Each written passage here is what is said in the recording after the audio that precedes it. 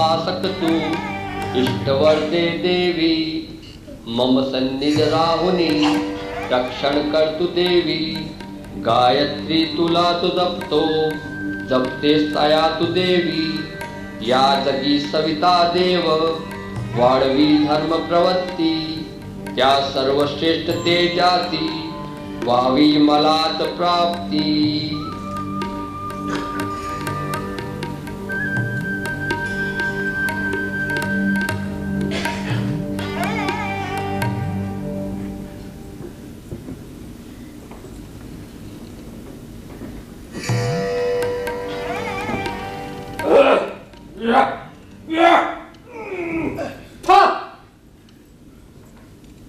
अरे आपण यावे यावे चित्पावन ब्राह्मण कुलोत्पन्न सिद्धेश्वर शास्त्री जोशी यावे.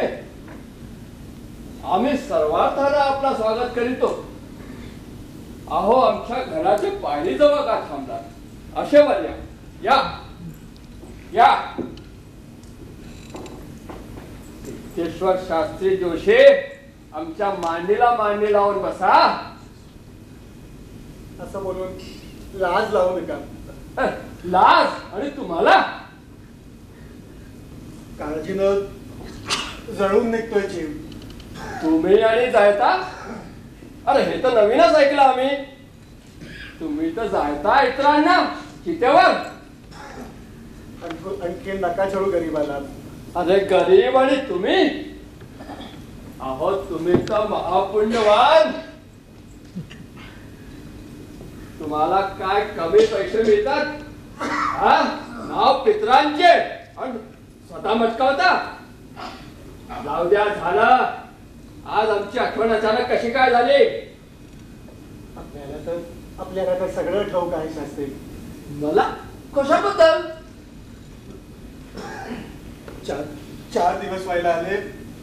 काय खायचं काय प्यायचं ही विवंचना. उपाशी तपाशी कसे तरी दिवस काढतोय मी. एकही वाणी साधं तेल मीठ सुद्धा द्यायला तयार नाही. काल नाचणीची पेस्ट केली होती. अर्धीच घ्यावी लागली. आपण माझ्या अंत्येष्टीची कामं ही कसा जगू मी शास्त्री. इतके निष्ठुर राहू नका. अरे मी काय करणार. मी तर नरक योनीतील चिंतक. मी काय करणार सिद्धेश्वर शास्त्री जोशी. तर मी आपले पाय तू लाख पाया पडशील. आपली नाक घाशी माझ्या पायावर. पण तिने माझ्यात काय फरक. मी तर नरक योनीतील कीटकच राहणार ना. दया करा शास्त्री. चालता हो चालला आहेत ना. दयेची भीक मागताना जराही लाते वाटत करे प्रेत करम्या. नरक योनीतील कीटक म्हणून तुझा भाऊ माझा अपमान करीत होता तेव्हा तू कुठे काय करीत होतास. विधान शास्त्रांचा देखील अपमान. एवढा मास धर्म पोडव्या तुला नरकात देखील जागा मिळणार नाही. आणि मी काय म्हणतो रे प्रेत करम्या. कोणाचा धर्म बुडाला. सारा प्रेत कर्म करीत जगत होता तर तुझ्या भावाने नको नको तर विघ्न उभे केले. सत्यनारायणच्या पूजेमधून ब्राह्मणांनी हाकलून दिलं तर त्याचा न्याय पाहिजे म्हणे. न्याय न्याय देऊ तुला. जे हवं सगळे देऊ तुला. जगातली सारी मळी तुझ्या दाराशी पोचवू. अटेकच.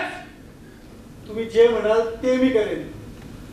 तुझ्या पूर्ण संचेतनुसार तुला प्रेतकर्म मिळालं. तुझ्या पोरालाही. पण त्याला अंत्येष्टी कर्म ना शिकवता शाळेत शिकवतो रे. लाज नाही वाटत तुला. आणि तुझा तो हरामखोर भाऊ सर्व हिंदू एक शाखेत जातो.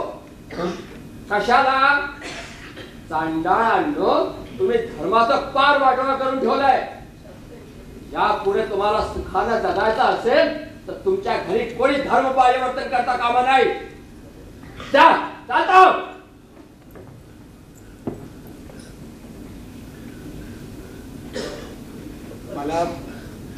मला सुखानं जगायचं असेल तर हे करावं लागेल. मग तुझी शाळा बंद करून त्याला अंत्येष्टीचं काम शिकवावं लागेल. मधू माझा मुलगा आहे, तो माझं नक्की ऐकेल. पण वासुदेव तो माझं नाही ऐकणार. तू तर मधूलाही. परमेश्वरा काय करू मी? पांडा तू अजून इथेच? शास्त्री, मी माझ्या मुलाला समजेल, तो माझा ऐकेल. पण माझा भाऊ तो माझा नाही ऐकणार. तुमचं तुम्ही बघा काय करायचं ते. काय करू ते समजत नाहीये मला. तुझ्या सुखाचा एकच मार्ग दिसतोय मला.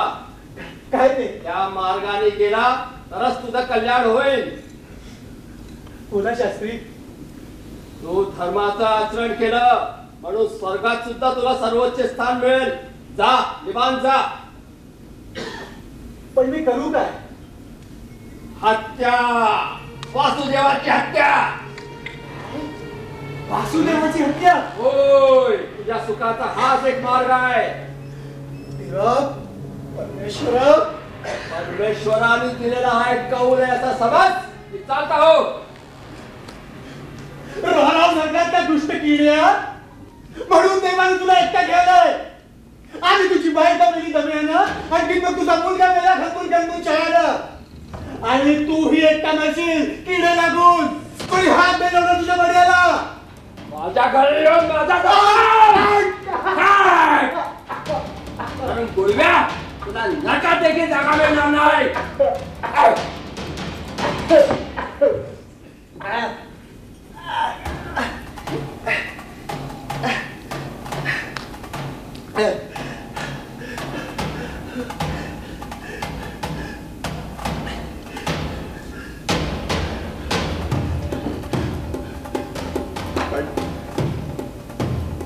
पण प्रायश्चित्त घेतलंच पाहिजे. पण वासुदेवाची हत्या, तो माझा भाऊ आहे. मी नाही मारू शकत त्याला. तुझ्या सुखाचा हाच एक मार्ग आहे. हत्या कर. माझा भाऊ आहे तो. हत्या कर. माझा भाऊ आहे तो. हत्या कर. माझा भाऊ आहे तो.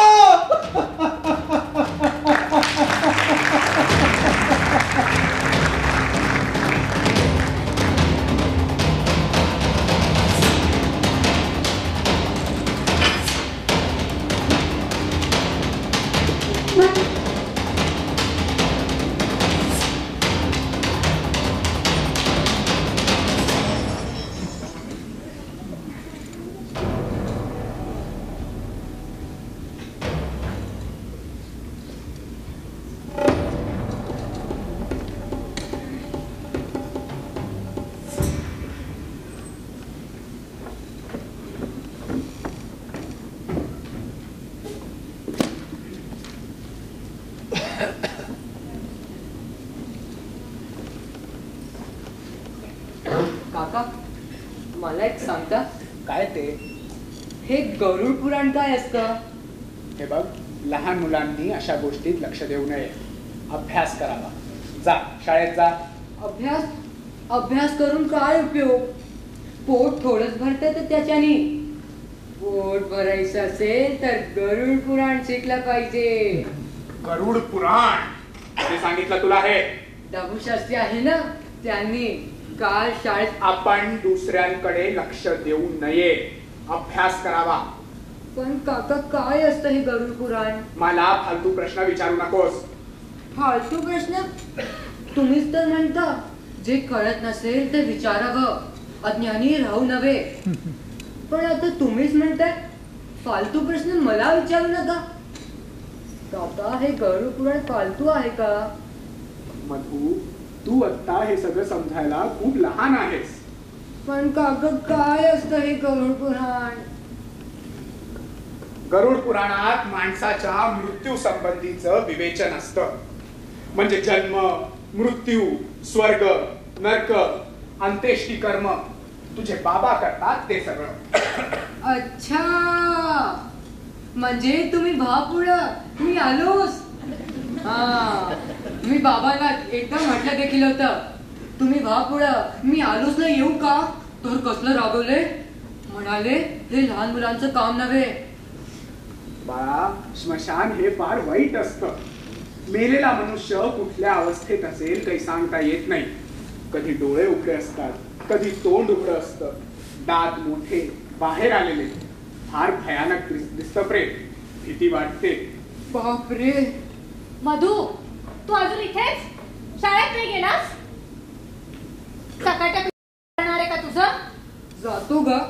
तू नको तेव्हा अगदी बरोबर रागवतेस. मधू, आईला असं उलटून बोलू नये. हे बाकी छान. हा, स्वतः शिकवायचं आणि मग सांगायचं आईला उलटून बोलू नये म्हणून. बहिणी, कशाला उगाच भलताच आरोप करते? हे बघ, मला ठाऊक आहे माझ्यामुळे तुमच्यावर वाईट दिवस आले, पण म्हणून तू नशीब एवढं कळतं तरी. पण नुसतं कळून काय उपयोग आहे? वळलं सुद्धा पाहिजे ते. खरंय बहिणी, मला कळतं पण वळत नाही. शिळे पाके 2-4 तुकडे चघळायला मिळाले की कुत्रा असतो ना, कुत्रा, त्याच्यातली गते माझी बहिणी. मला कळतं पण वळत नाही. वासुदेवा, वासुदेवा, अरे कुठेस तू? आजकाल शाखेतही कधी येतोस कधी येत नाहीस. हे पा, दसरा अवघा 15 दिवसावर आलाय. या वर्षीच्या पथसंचलनाची सर्व जबाबदारी तुझ्यावर आहे. तू अजून तयारी देखील सुरू केली नाहीयेस. तुम्हाला चिंता आहे दसऱ्याची, पथसंचलनाची, आणि मला किमान माणुसकीनं जगता यावं याची. अण्णा, मी आज ज्या परिस्थितीत आहे ते तुम्हाला ठाऊक का नाही? हे पा वासुदेवा, ही सर्व परिस्थिती तू स्वतः आपल्या हाताने ओढवून घेतलेली आहेस. अण्णा, सर्व ब्राह्मणांनी अपमानास्पद वागणूक देऊन सत्यनारायणाच्या पूजेतून अंत्येष्टी कर्म करणाऱ्याला हकलून दिल्यावर त्यांनी कुठे जायचं? अरे कुठल्या समाजात जाऊन आपला दैनंदिन गरजा पूर्ण करायच्या? सांगा. तुम्ही म्हणता ही सगळी परिस्थिती मी माझ्या हाताने ओढवून घेतली. वा अण्णा वा. हे पा वासुदेवा, जोपर्यंत समाजात बुरसटलेल्या विचारांची माणसं आहे ना, तोपर्यंत नवीन वारं वाहणं कठीण आहे. आजवर हेच म्हणत आलो मी, बुरसटलेली माणसं.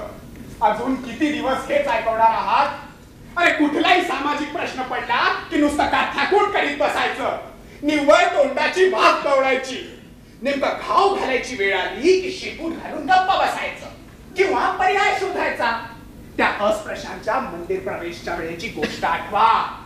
अस्पृश्यांना सवर्णांच्या मंदिरात प्रवेश देऊ नये आणि त्यांना दूरही लोटू नये म्हणून वेगळ्या पतित पावन मंदिराची उभारणी केली गेली. फुटीरतेची बीज तुम्ही स्वतः रुजवली. मी अन्यायाचा जाब विचारला तर तुम्ही मला दोष देताय. म्हणे ही सगळी परिस्थिती मी माझ्या हाताने ओढवून घेतली. अरे सर्व हिंदू एक संघाचे प्रवक्ते तुम्ही. हिंदुत्व आणि सर्व हिंदू एक, हे माझं स्वप्न आहे वासुदेवा. अरे वाईट याच वाटतं की माझ्या या स्वप्नाला सुरंग लावतात ते या दिगंबर शास्त्रासारखे. अरे ते अजूनही पेशवाईच्या स्वप्नातच धुंद आहे. मनानं आणि कर्मानं देखील. त्यांचं ते जाड काठाचं धोतर नेसणं, भाराबंदी, पेशवाई पगडी, टोपी, शेंडी आणि जानव्याचा तर नुसता रती बसतो. ब्राह्मण्य हेच हिंदुत्व वाटतं त्यांना. अरे वासुदेवा, मला भय वाटतं ते यांच्यासारख्यांचं आणि मला भय वाटतं ते तुमच्या सारख्यांचं. वासुदेवा, एका महापुरुषाने एकदा सांगितलं होतं, जानवी तोडा आणि माणसं जोडा. तेव्हा तुम्हीच म्हणाला होता हा मूर्ख माणूस ब्राह्मण धर्म बुडवायला निघालाय. ते दूर ढिरकावून दिलेलं जानवं तुम्ही मला परत घालायला लावलं. अरे दिगंबर शास्त्रासारखी माणसं आपला अंतरंग उघड उघड दाखवतात तरी, पण तुमच्यासारखी माणसं. वासुदेवा, तू बोलतोस हे? अरे सर्व जाती धर्मांसाठी संघाची दारं उघडी केली ती मी, अगदी सर्व जाती धर्मांसाठी. आणि तू मलाच? दिगंबर शास्त्राच्या पोशाखाचं जे चित्र तुम्ही रंगवलात ना, ते तर इकडच्या सगळ्या ब्राह्मणांच्या हृदयाचं स्पंदन आहे. पुन्हा भूतकाळ येईल या आशेवर ते जगत आहे. माझे वडीलही आपण ब्राह्मण आहोत हे अभिमानाने सांगायचे. पेशवाई बद्दल उमाळ्यानं बोलायचे. मलाही अभिमान वाटायचा, पण त्यातील थोलपणा लहानपणी समजला.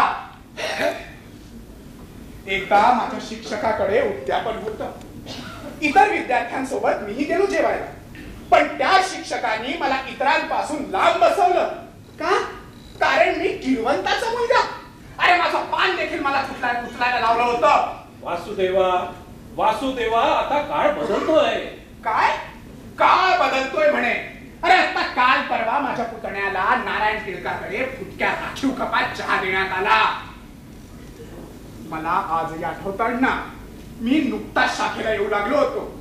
मैदानात भगव्या झेंड्याखाली एका सुरात एका तालात दक्ष असायचो, पण मैदान सुटताच अरे तुमच्याच घरी तुमच्या आईनं बिनकानाच्या राखीव कपात चहा दिला होता मला.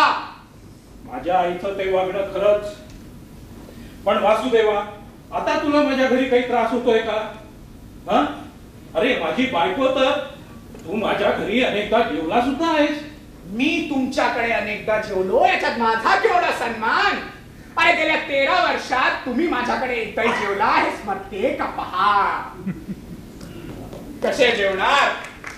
अरे ज्या माणसाकडे सदोदित मढ्यांची पूजा बांधली जाते त्या अधम किरवंत घरी कोण जेवणार? हे पहा वासुदेवा, तू फक्त माझे दोषच सांगणार असशील तर मी इथे न थांबणंच इष्ट. माझ्या सगळ्या आशा आकांक्षा माती मोळ केल्यास तू. अरे स्वतःला झोकून देऊन काम करण्याची तुझी जिद्द पाहून मला वाटत असे की माझ्या नंतर संघाची धुरा तू सांभाळणार म्हणून. मी? आणि तरी तुम्ही म्हणता की ही सगळी परिस्थिती मी माझ्या हाताने ओढवून घेतली. अरे अण्णा, या सन्मानाच्या लढाईत तुमचा एक शब्द मला हत्तीचं बळ देऊन गेला असता. पण नाही, मेल्यानंतर ब्राह्मणांच्याच खांद्यावरून स्मशानात जायचं असेल तर तुम्ही तरी का पत्करावी इतराची त्यांची. अरे तुमच्या सोबत मला लढताही येत नाही आणि शस्त्रही खाली ठेवता येत नाही. जा ना, तुम्ही जा. हे काम सर्व हिंदू एक संघाच्या प्रवक्त्याचं नव्हे. माझी लढाई मीच लढली पाहिजे. ती दुसऱ्यांच्या हाती शस्त्र देऊन नाही लढता यायची. जा तुम्ही, जा. जा आणि या किरवंताच्या दारी नको नको ते ऐकावं लागलं म्हणून प्रायश्चित्त घ्या. गाईचं शेण, मूत्र, दूध, तूप, दही एकत्रित करून ती घाण पंचगव्य म्हणून प्राशन करा. शेण मूत्र पिणारे शुद्धतेच्या गप्पा मारणार. 16 नामक वस्त्र एकदा अंगावर चढवलं की ते फाटून चिंध्या होऊन घाण वास येईपर्यंत वागवणार. निशुचिभूत माणसाला म्हणणार, दिसत नाही का रे, दिगंबर पंत सोहळ्यात आहे. जे खरे अस्पर्श तेच इतरांना अस्पर्श ठरवणार. उच्चत्वाच्या गप्पा मारणार. काहीच रक्षण करणार आणि माणसाला दूर लोटवून देणार. जा जा, हिंदुत्वाचे नारे लावा. सर्व हिंदू एक संघाचा जय जयकार करा. माझी लढाई मी एकटा लढेन, एकटा.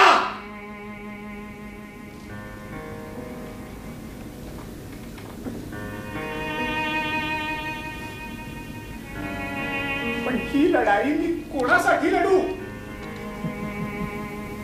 अरे कोण आहे या जगात माझं? हे घर, या घरातली माणसं, माझी बहिणी. अरे ती तर आताशा घालून पाडून बोलते. भाऊ, तो तर 7 जन्माचा वैरी असल्याप्रमाणे तोंड फिरवून घेतो आणि तरीही मी जगतो मुरदाडाप्रमाणे, भुईला भार होऊन. अरे कुणासाठी जगतोय मी? मी मरत का नाही? मला मेलं पाहिजे, मेलच पाहिजे.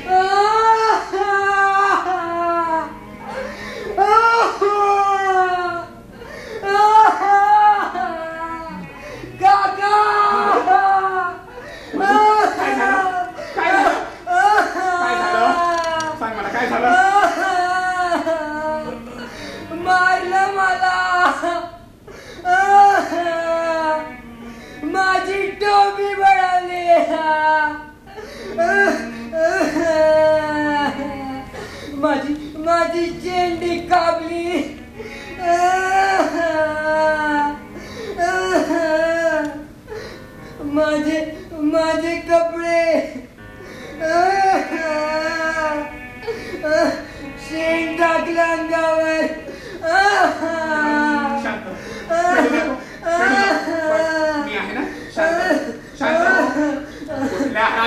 केलंय हे? माझ्या वर्गातली पोरं शिव्या दिल्या. प्रीत करण्याचा मुलगा म्हणाले. माझं दप्तर.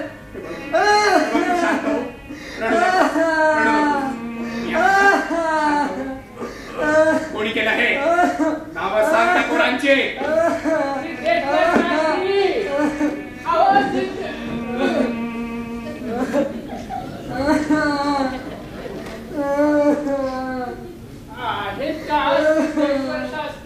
नाही, कुठेतरी बाहेर गेलाय. पण तुम्ही असे अवघडल्यासारखे का उभे? काही नाही रे, काही नाही. का बरं रडतो हा? हातात काहीतरी लपवलेलं दिसतंय. हे अरे हेच द्यायला आलोय मी. हे मला रस्त्यात पडलेलं दिसलो. असं? हो, उघडून बघितलं तर दप्तरावर मधूचं नाव. म्हटलं घरी जाऊन देऊन यावं. हे की बाळा, हे मात्र फार छान केलं हं ढाबू शास्त्री तुम्ही. आता अजून एक छोटस काम करा. याला त्रास दिला त्या मुलांची नावही सांगा. हे फार बोलला वासुदेवा. अरे ते मला कसं ठाऊक असणार म्हटलं म्हणजे? ते आता तुम्हाला ठाऊक होणार म्हटलं म्हणजे. बोल, त्रास कोणी दिला? शेण कोणी टाकला? मी नाही केलं. रामखोरा, मी तुला चांगला ओळखू दे. तुला काहीच माहित नाही. गरुड पुराण काही माहितीये का? गरुड पुराण? अरे ते मी कमतीत म्हणालो होतो. कमतीत? आता मी पण तुला एक मुद्दा मारतो. कमतीत? त्याचा जीव घेणार तुला तू?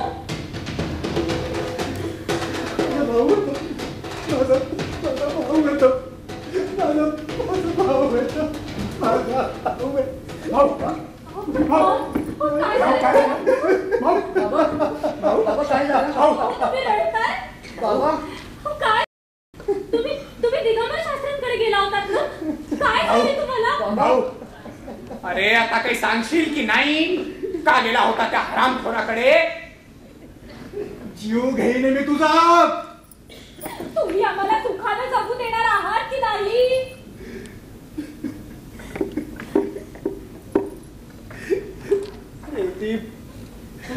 काय काय कुठवर सहन करू मी?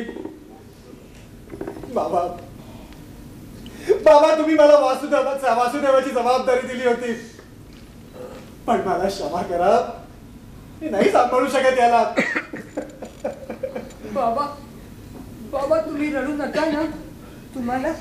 तुम्हाला बरं वाटत नाही का बाबा? नाही मधुबा, मी रडत नाहीये. मला खरंच काही होत नाहीये. हा, अंकित हे काय झालं? तुझे कपडे किती घाण झाले. जा बदलून घे. हा, आणि अंगात काय घालू?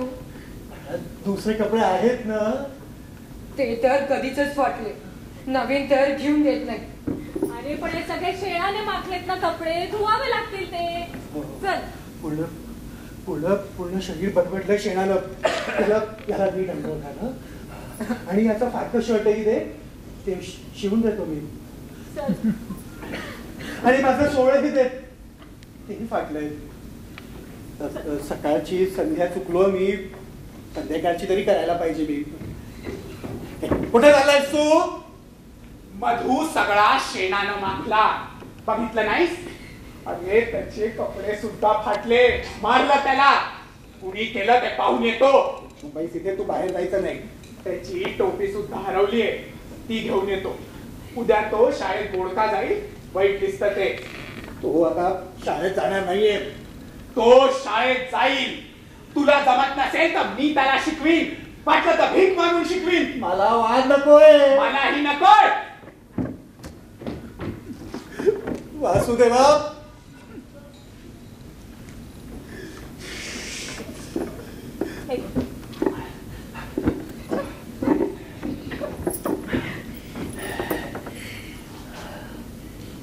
कुठे गेलाय आता हा? मसणात गेलाय तो.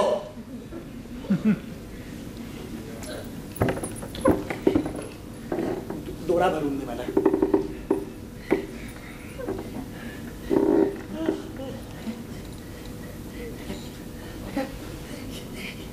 यात तर फक्त भूक आहे. कसा शिव मी याला? नाही ना शिवता येत. मध्ये आला नवीन घेऊन. रेवती तुला तर घरातली परिस्थिती माहित आहे ना. तरी पण तू मला थोडं काम मिळू दे.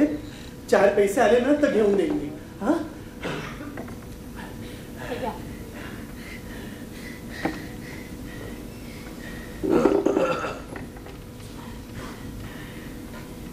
जळला मेला दरिद्री संसार.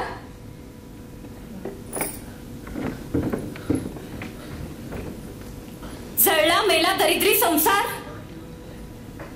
सिद्धेश्वर शास्त्री जोशी कोणीच नसतं दरिद्र्याचे सखे सोबती. न रक्ताचे न प्रेमाचे न दूरचे न जवळचे. म्हणूनच पडते लाचारीची बक्षीस म्हणून. सुदेवाची हत्या तुझ्या सुखाचा हाच एक मार्ग आहे. धर्म बुडव्या प्रायश्चित घे मोकळा हो सोन्याची भावली. तू कावळा आहेस. स्वतःच कानी गिळत तो पिंड. नवीन तर घेऊन देत नाही. जळला मेला दरिद्री संसार. दरिद्री असला तरीही ही ठेव आहे माझ्या बापाची. परंपरेनं चालत आलेली. याला सांभाळलंच पाहिजे. अरे यावर तर जगले आहे घराण्याच्या 17 पिढ्या. जागोजाग फाटका आयुष्य, जागोजाग शिवण.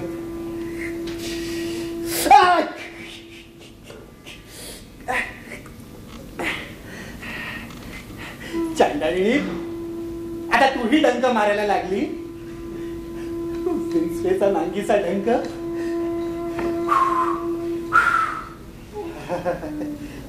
हे बघ तुझ्या डंक वेदनेला माझ्या तोंडातून निघणारी फुंकर शांत होऊन गेलीये. माझं आयुष्यही असाच एक दिवशी हे सोहळं शांत होऊन जाईल या आशेवर एक दिवस ढकलत गेलो. हे सोहळं शिवत गेलो आणि धर्माचरण करत गेलो. पण हे सोहळं फाटतच गेलं. इथं शिवलं तर इथं फाटलं आणि इथं शिवलं तर इथं फाटलं. हे शिवलं फाटलं नुसतं शिवाशिवीचं खेळ. निरंतर पण कुठवर. माझ्या वेदनेची फुंकर होण्याचं सामर्थ्य तुझ्यात नाही. कशाला हवंय तुझं जतन? कशासाठी?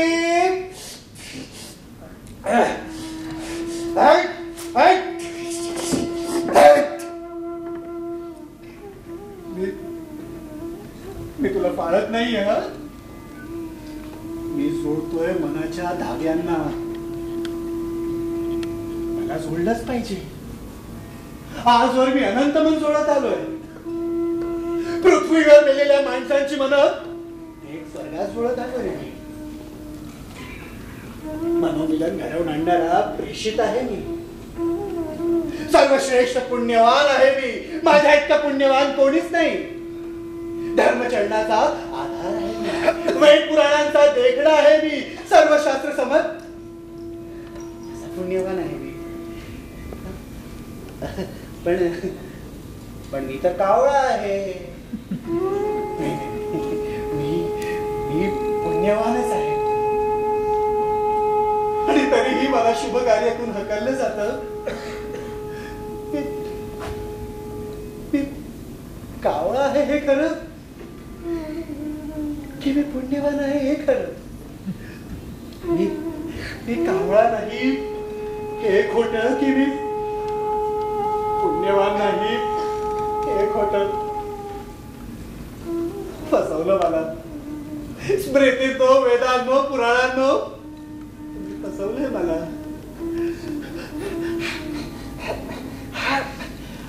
फासा कोणी टाकला माझ्या गळ्यात? श्वास घ्यायला गुदमरत आहे मला. का या पासाला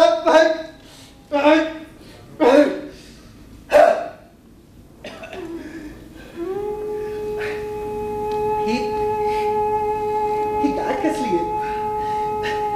वेदनेने ठसठसते. तू भरलाय नुसता. चामुंडा देवी, तूही माझ्या शेंडीच्या टोकावर बसून नुसती बोलवलं ना तुम्हाला कावळा केलं. हो, आहे मी कावळा. किल्ल्यावरची घाण घाणारा कावळा आहे मी. लोक माझा द्वेष करतात, पण पिंडाला शिवायला मलाच बोलवतात. लोक माझा हेटेस फेटेस करतात, पण त्यांच्या घरी कोणी खपलं की माझा सन्मान करतात. मी कावळाच आहे. रामाने शाप दिलेला कावळा आहे मी. रामाने शाप दिलेला सुदर्शन गंधर्व आहे मी सुदर्शन गंधर्व.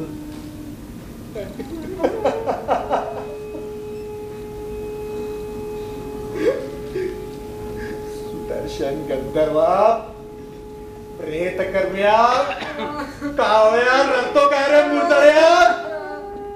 बाबा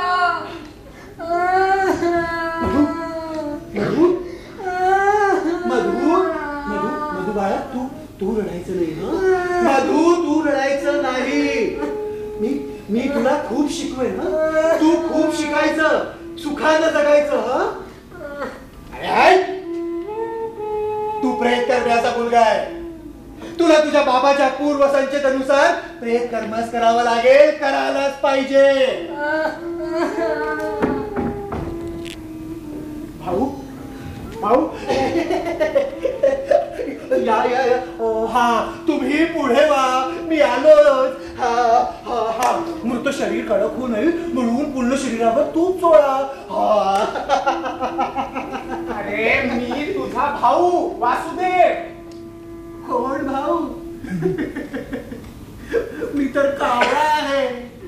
तुझ्या आईला झालेला कावळा आहे मी. पिंडाला शिवणारा कावळा आहे मी. लोकांना मुक्ती देणारा कावळा आहे मी. काव काव काव. अरे, कावळ्याचा भाव मिळवताना फार अभिमान वाटतो ना तुला? मला कावळा म्हण. काव काव म्हण. मला कावळा म्हण. म्हण ना मला कावळा.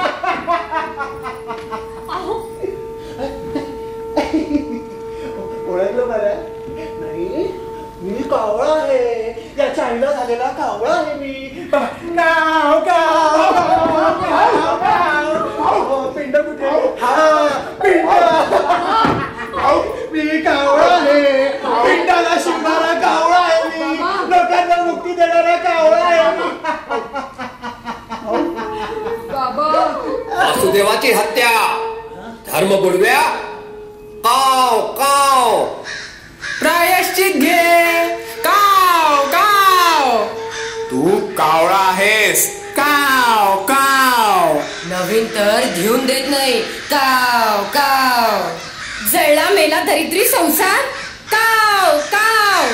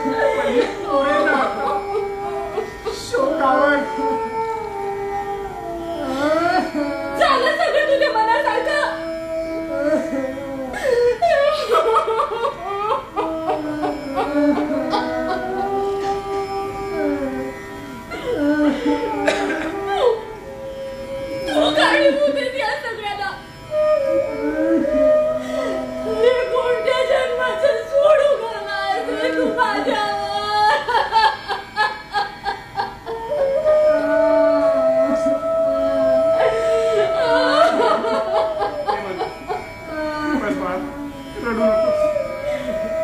संसाराचा सत्यानाश केलायस तू.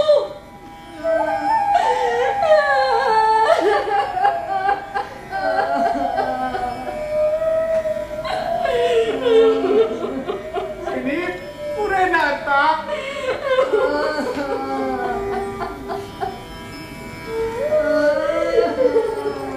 पुढची सगळी तयारी. संबंध काय तुझा? तुझा काय संबंध? साता जन्माचा वैरी आहेस तू. जा निघून जाता हो तू इथून. ते काय करायचं ते माझं मी ठरवलं.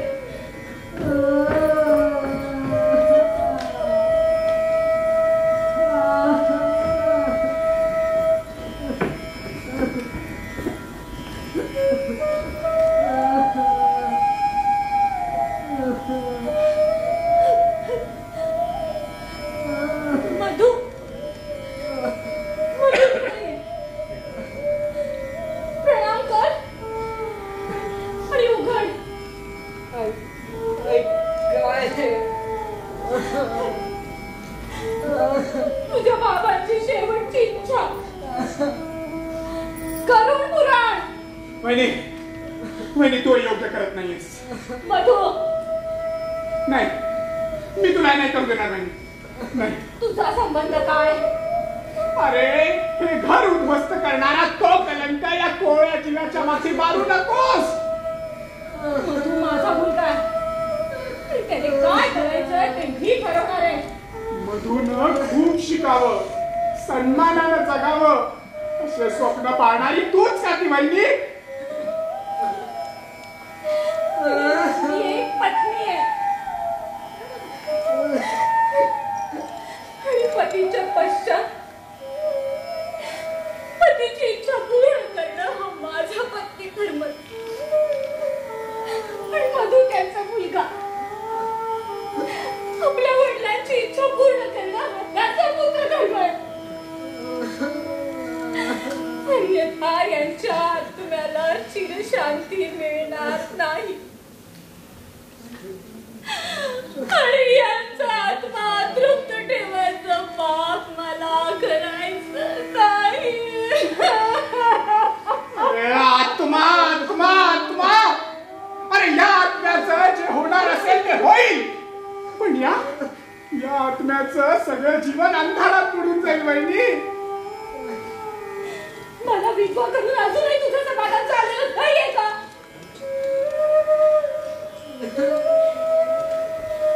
मधु पठणाला सुरुवात कर. आणि मला यातलं काहीच माहित नाही. आता पठण करतोस की?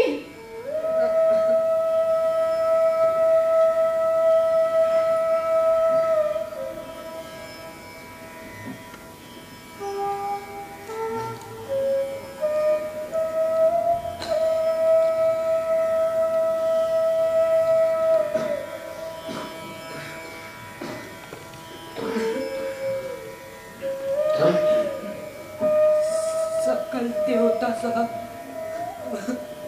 शिवास पुनः नमस्कारोनी आज्ञेशी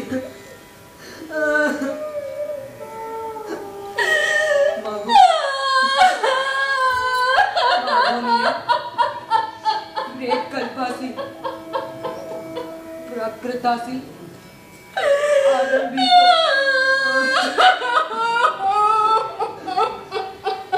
म्हणजे पावले जन त्यांचा मृत्यूपासून वर्षपर्यंत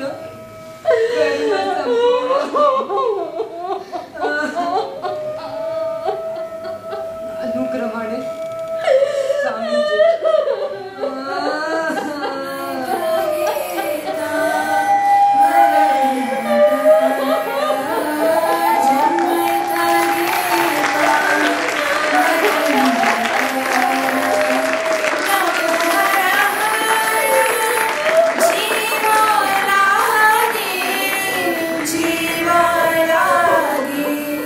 जीवाला